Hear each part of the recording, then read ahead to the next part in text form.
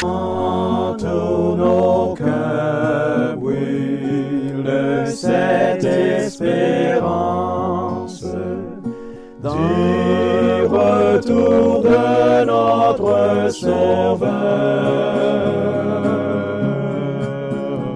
Différents faits divers nous interpellent et nous incitent à la réflexion.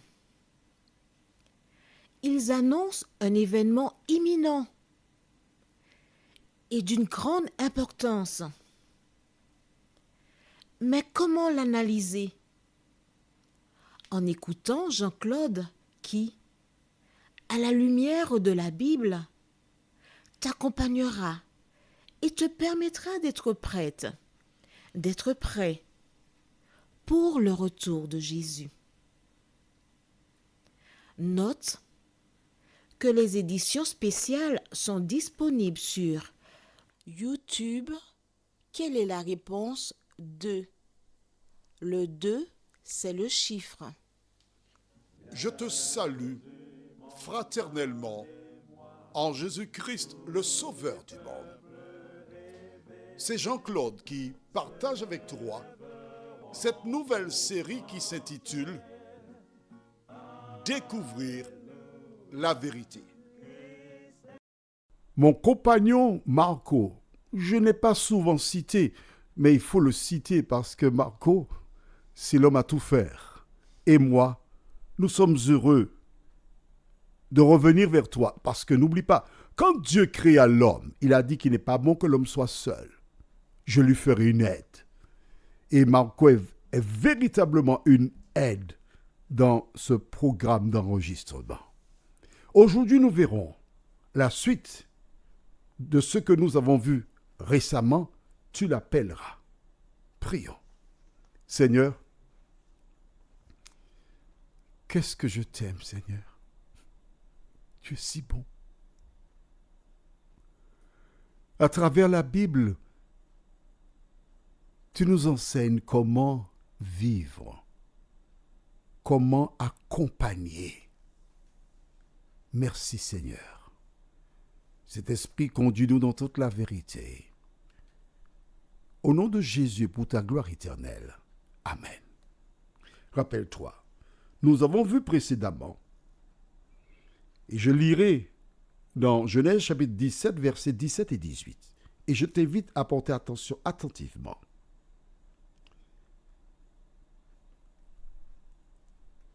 Abraham tomba sur sa face. Il rit et dit en son cœur, « Naîtrait-il un fils à un homme de 100 ans, et Sarah, âgée de 90 ans, enfanterait-elle » Et Abraham dit à Dieu, « Oh, qu'Ismaël vive devant ta face. » Pour lui, son descendant, c'est Ismaël.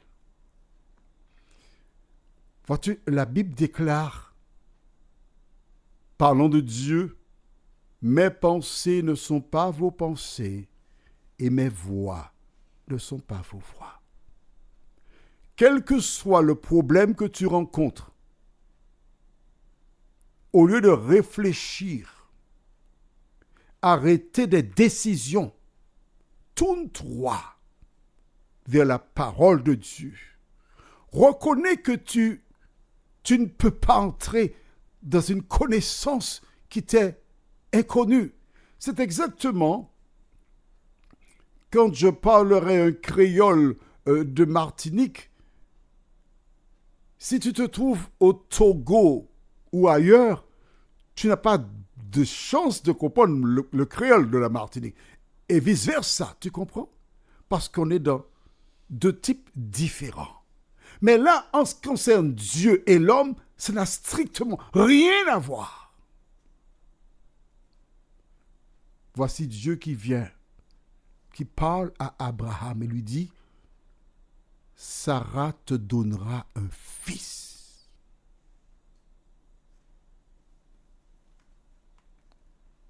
Abraham a entendu. Abraham se moque de Dieu en riant en lui-même. Et il raisonne en disant, mais ces choses sont possibles. À mon âge, je ferai un enfant. Au verset 18, il dit, oh, qu'Ismaël vive devant ta face. Toi, tu dis que j'aurai un fils. Moi, de mon José, j'ai dit à Ismaël, mon cher, qu'Ismaël continue à vivre et rien d'autre ne m'intéresse. La parole de Dieu est en opposition avec la parole de qui? D'Abraham. Dieu dit quelque chose et Abraham dit le contraire. À quoi cela te fait-il penser?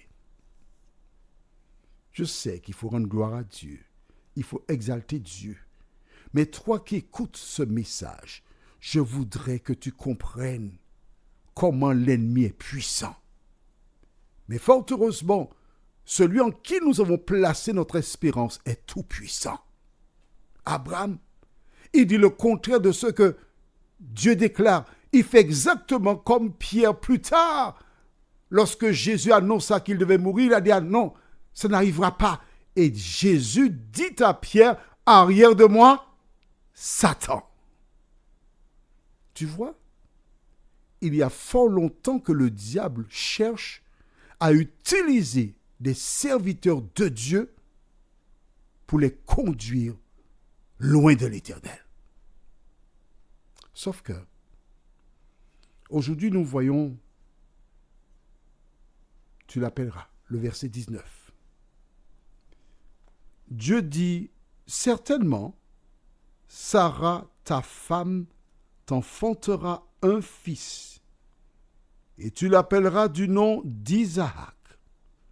J'établirai mon alliance avec lui comme une alliance perpétuelle pour sa postérité après lui. Waouh! Quand j'ai lu ce passage de la Bible, j'ai été émerveillé. J'ai été touché. Dieu qui dit, Sarah aura un enfant, Abraham contredit Dieu, mais l'Éternel n'a aucune contestation avec Abraham. L'Éternel ne dit pas, attends, mais que dis-tu là, Abraham? Je te dis que Sarah aura un fils, et tu me dis que c'est Ismaël qu'il faut qu'il vive? Attends, mais tu n'as pas compris? Mais pourquoi me contredis-tu? Dieu n'est pas dans cela. Quand dans une relation avec ta conjointe ou ton conjoint, avec quelqu'un avec qui tu as contact, un employé, un collègue, n'entre pas dans la contestation. Voilà l'exemple que Dieu te donne. Voilà pourquoi je te dis de lire la Bible, parce que la Bible te donne des bases pour savoir comment agir dans toutes les relations. Dieu n'a pas relevé l'attitude d'Abraham. Plus tard, je voudrais le dire maintenant, lorsqu'il reviendra, il dira cela à nouveau. Sarah qui, dans la tente, écoutait, a ri dans son cœur, elle aussi. Et Dieu a dit, mais pourquoi Sarah a-t-elle ri? Tu verras. J'en parle maintenant pour te montrer comment, en présence de Dieu, et Abraham a ri, Dieu n'a rien dit. Mais pour Sarah, il va relever. Et je veux croire qu'en le faisant, il a voulu montrer à Abraham qu'il savait qu'il avait ri dans son cœur lorsqu'il avait annoncé que sa femme aura un fils qui s'appellera Isaac. Dieu a 1001 manières pour accompagner ses enfants. Pourquoi je m'arrête sur ce point? C'est que toi, tu es une ou un Abraham. Tu as fauté. Tu es dans une situation pénible, difficile. Tu as honte de toi. Tu penses que Dieu ne peut pas te pardonner parce que tu as été trop loin. Tu as mal agi. Mais à travers la relation de Dieu avec Abraham, il te montre, il me montre comment il aime l'homme. Et il veut lui donner l'espérance, l'assurance qui l'accompagne. Car vois-tu, quand tu accompagnes quelqu'un, tu marches avec elle, tu fais tout pour l'aider à grandir. J'ai reçu un jour un TikTok dans lequel un homme avait une épouse. Ils s'entendaient fort bien. Et un jour, cette femme a eu une maladie bizarre qui déformait son visage. Et ce n'était pas évident. Son époux avait la même attitude. Quelque temps plus tard, il est parti en mission. Il a eu un accident et il devint aveugle. Il retourna chez lui et son épouse s'occupait de lui comme par le passé. Elle était disponible, gentille, souriante. Ils étaient heureux. Des années plus tard, la mort emporta son épouse. Alors quelqu'un vint le voir et dit, « Mais comment ferez-vous maintenant? Parce que votre épouse, c'était vos yeux. Où irez-vous? Que ferez-vous? » Et c'est alors que l'homme lui répondit, « Vous savez, je n'ai jamais été aveugle. Mais connaissant mon épouse, elle aurait beaucoup de difficultés à accepter que je la voie dépérir. Alors je me suis organisé pour dire que je suis aveugle. C'est parce que je l'aimais. » La femme n'avait jamais su qu'il n'était pas aveugle. Elle est morte. Mais son objectif, c'était de l'accompagner parce qu'il l'aimait. Quand j'ai reçu cette petite vidéo, j'ai pensé à Jésus, notre Seigneur. Parce que cet homme a utilisé ce procédé pour accompagner sa femme. Parce qu'il l'aimait. Dans l'attitude de Dieu avec Abraham ici, nous voyons que Dieu ne va pas réprimander Abraham parce qu'il aime. Prions. Notre Seigneur et notre Dieu. Grande est notre joie de voir comment tu as agi à l'endroit d'Abraham. Et puisque Malachie 3, verset 6 déclare « Car je suis l'Éternel, je ne change pas », nous avons la certitude que le procédé que tu as utilisé avec Abraham est encore d'actualité aujourd'hui. De nous aider, Seigneur, à nous rappeler que tu ne regardes pas nos fautes. Mais chaque fois que tu jettes un regard sur la terre, tu vois le sang de Jésus sur celles et ceux qui l'ont accepté pour sauveur personnel. Merci de continuer de nous éclairer, de nous diriger, de nous fortifier. Au nom de Jésus et pour ta gloire éternelle.